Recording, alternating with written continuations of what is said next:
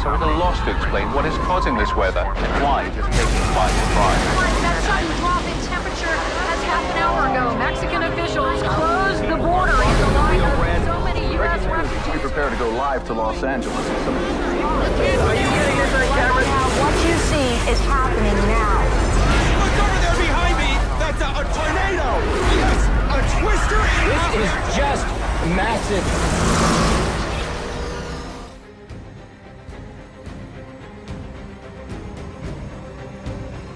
Devilish controversy, a statue being unveiled right here in Detroit. But the group putting on this date with the devil is keeping some things a secret for now.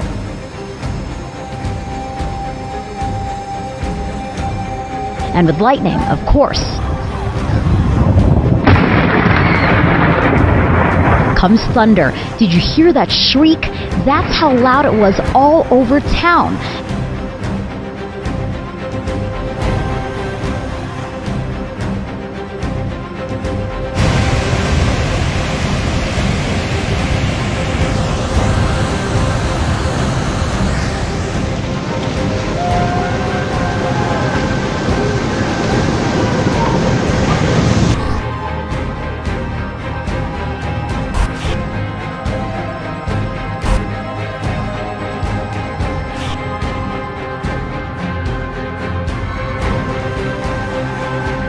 As we start to see this thing become more active over the past 24 to 48 hours, the University of the West Indies has actually raised its alert level to orange, which is the third highest level out of 4.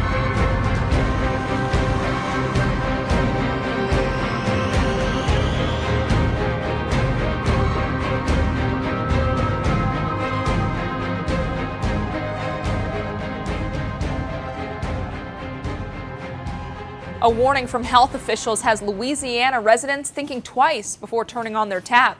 A brain-eating amoeba has been found in the water supply in St. Bernard Parish, near New Orleans. State health officials say it may have been contaminated by a leak, but they're still working to determine the cause. They've asked the parish to conduct a 60-day chlorine burn to kill the amoeba. The parish says it will comply out of, quote, an abundance of caution. They say the water is safe to drink, just not if it gets into your nose when washing, bathing, or swimming. That's how it gets to the brain. The amoeba is the same one that killed a Minnesota boy and a California woman earlier this summer. I'm meteorologist Alex Wilson, the Weather Channel.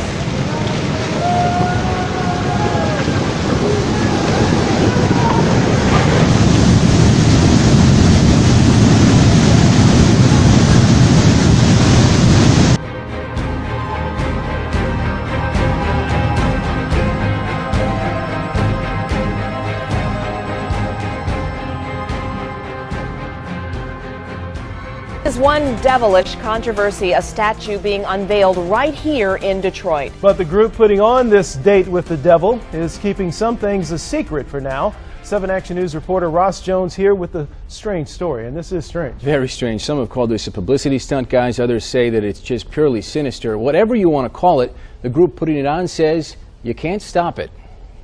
From the moment it was announced, religious leaders have fought to keep this 9-foot, 1-ton symbol of Satan from setting foot in Detroit. They've prayed, they've protested. Gathered together to stand as one unified voice against this demonic spirit. But the devilish statue is still on its way, now planned to be unveiled this Saturday at an undisclosed location somewhere in Detroit. The event is being put on by the Satanic Temple, a group that first wanted to unveil the statue at Burt's Warehouse in Detroit. But when patrons started to complain, Burt's backed out, and event planners looked for a new venue. On its website, the temple insists it's not a religious group and believes in the pursuit of knowledge and freedom of will. That includes, they say, the freedom to offend. And the statue is more than offensive to many. It was created in response to a monument of the 10 Commandments placed here on the grounds of the state courthouse in Oklahoma City. Ultimately, the temple says that's where they want to place their 9-foot statue permanently. But first comes Saturday night's unveiling, and if you're looking to get in some FaceTime with Satan, the temple would love to have you. The party promises dancing and music starting at 8 p.m. Tickets start at $25. But if you'd like to get your picture taken on the satanic symbol's lap, that will cost $50 more. Turns out the freedom to offend isn't very free at all. So to prevent people from protesting the event venue, the organizers are not announcing where the unveiling will take place until the day of the event. Ticket holders, we are told, will be notified via email sometime Saturday. Wow, Ross. Wow's a good word. We'll leave it at that. Thank you.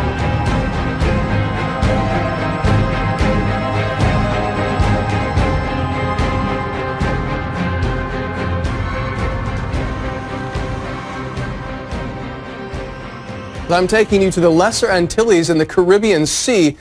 This is important because, well, not only do we have a cool named underwater volcano, Kickham Jenny, believe it or not, but this is including an area that is making it very difficult for shipping and recreational vessels to really navigate around this underwater volcano. It's considered a submarine volcano. And let me explain why this is important.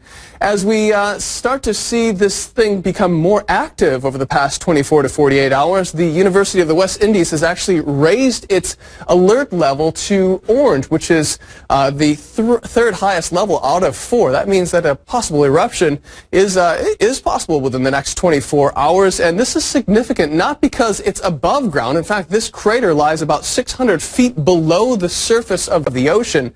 It's just that when the actual volcano erupts, if it does so, it will emit an intense amount of gas into the ocean, actually changing the density of the water. And that leaves a very dangerous situation for any vessels passing over that area because they can lose buoyancy and actually sink. So, Andrew, this actually occurred back in the 1940s.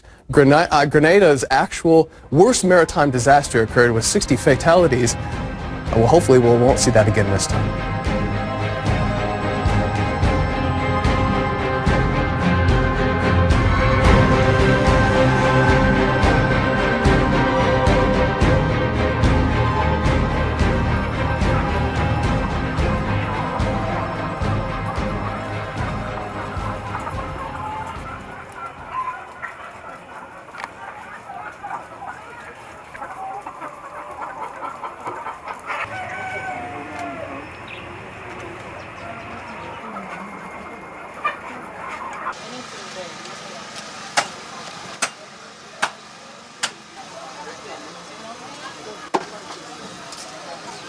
They don't want to buy chicken because of bird flu.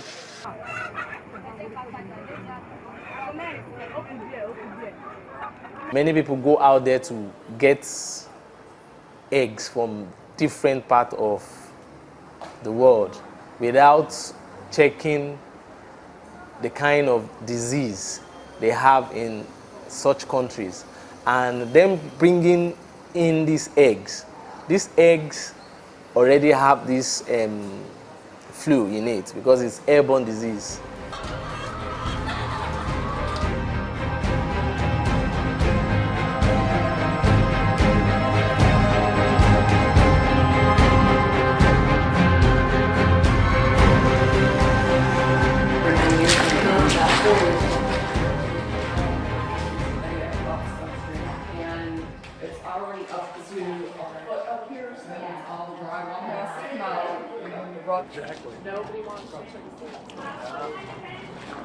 Pretty crazy how fast it happened. This water's ugly. This water's bad.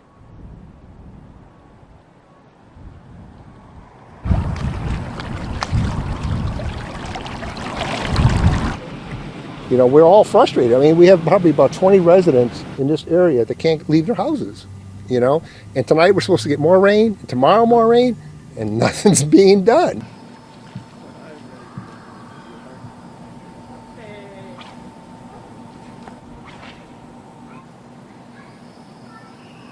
Nothing we can really do about it. We had the kids out here paddleboarding and swimming and snorkeling in the streets, which is kind of odd, but I always wanted a house with where I could fish off the front deck, and today I have it.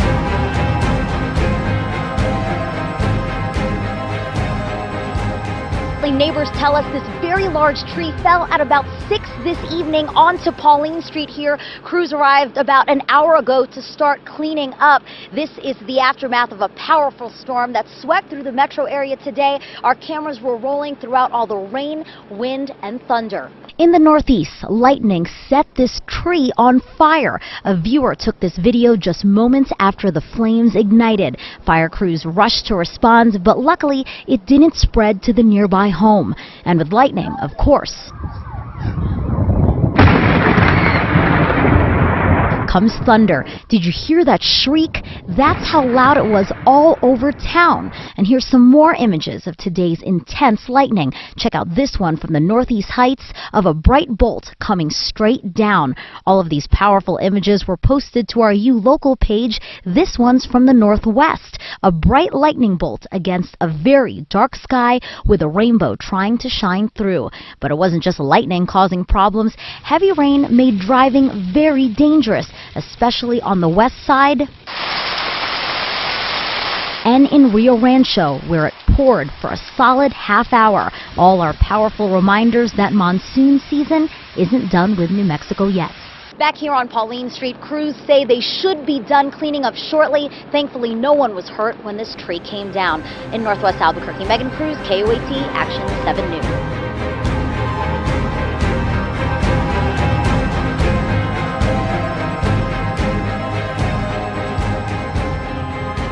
The Turkish military has carried out a second air raid on Islamic State militants in neighboring Syria.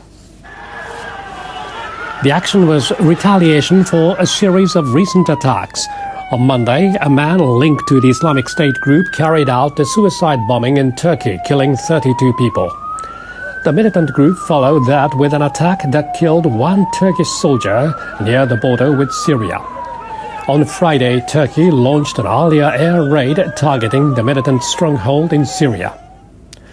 The Turkish Prime Minister's office has released a statement saying that the air offensive was accompanied by shelling from the ground. The statement says the militants are threatening the country's security. The statement also says the Turkish military bombed the strongholds of the Kurdish separatist group, the Kurdistan Workers' Party, in neighboring Iraq. A member of the party killed a Turkish police officer amid growing anger among Kurdish people that the Turkish government is not doing enough to deal with the militants. The Kurdish people were among the 32 casualties in Monday's suicide bombing.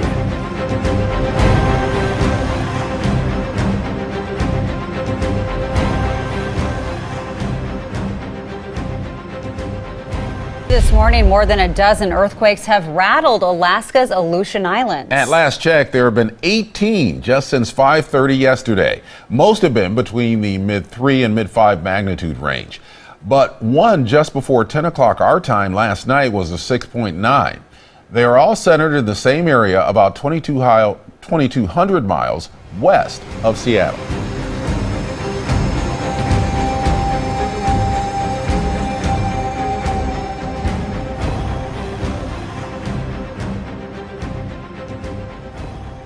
Evacuation order remains in effect this morning for Pasco County community dealing with some serious flooding.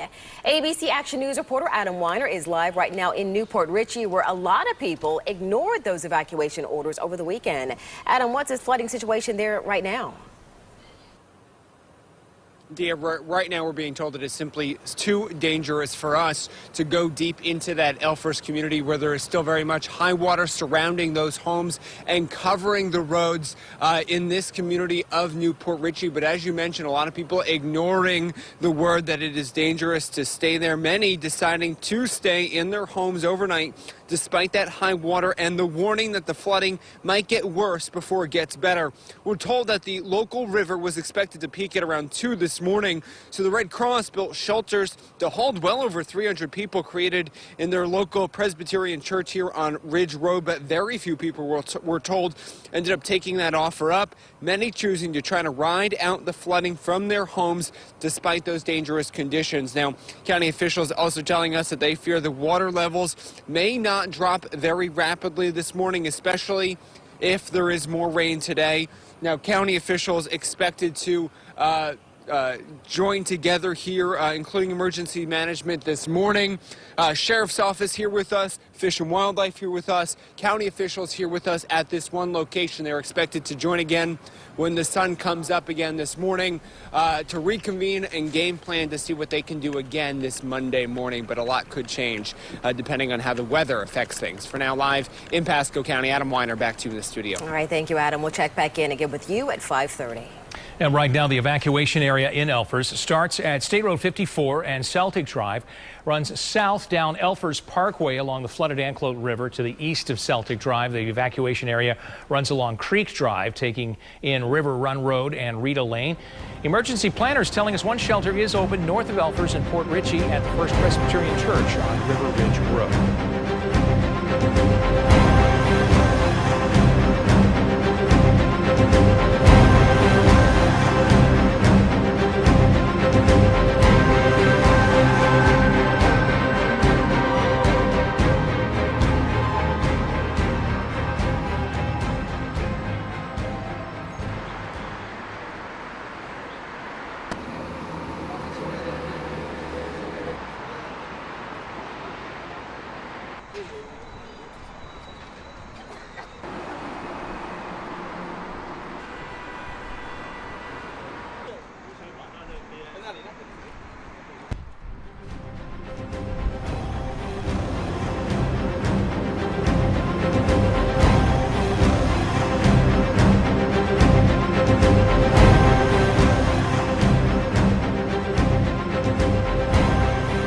A gruesome story out of Nepal has shocked the world. The body of a 10-year-old boy, Jeevan Kohar, was found on the outskirts of a remote Nepali village Friday. It now turns out the boy was killed as part of a bizarre human sacrifice. Police say a group of Nepalese men, you can see some of them on your screen, have confessed to the murder. They say a local priest, the man on the right corner of your screen, recommended the killing to save the life of a child of one of the accused, who was sick. 11 people in total have been arrested so far. The authorities say 5 have already confessed. The slaughter of animals like water buffalo and goats are common among Nepal's mostly Hindu population. It is considered to be a way to please God. Government officials say human sacrifices, however, are almost unheard of in modern-day Nepal. In rural parts of the country where access to healthcare is limited, people sometimes turn to holy men for medical help and healing procedures. Officials say they will launch an awareness campaign to prevent any more cases like this. For now, though, too late for 10-year-old Jeevan Kohar. Ravi Agrawal, CNN, New Delhi.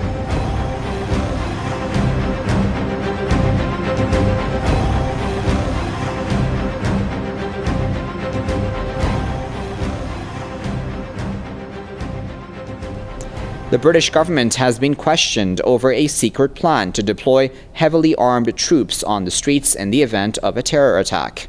A prominent lawmaker, Baroness Jenny Jones, has described the move as provocative, saying it could potentially endanger the public. The plan, drawn up by police chiefs and discussed by top government officials, was leaked to the media on Friday. Jones, who sits on London's Police and Crime Committee, called the revelation shocking and demanded a parliamentary debate on the issue. The plan, codenamed Operation Temperer, would see more than 5,000 armed personnel in inner cities in case of terror attacks. Last month, more than 1,000 police officers and soldiers staged a mass exercise to test their ability to respond to a gun attack on London.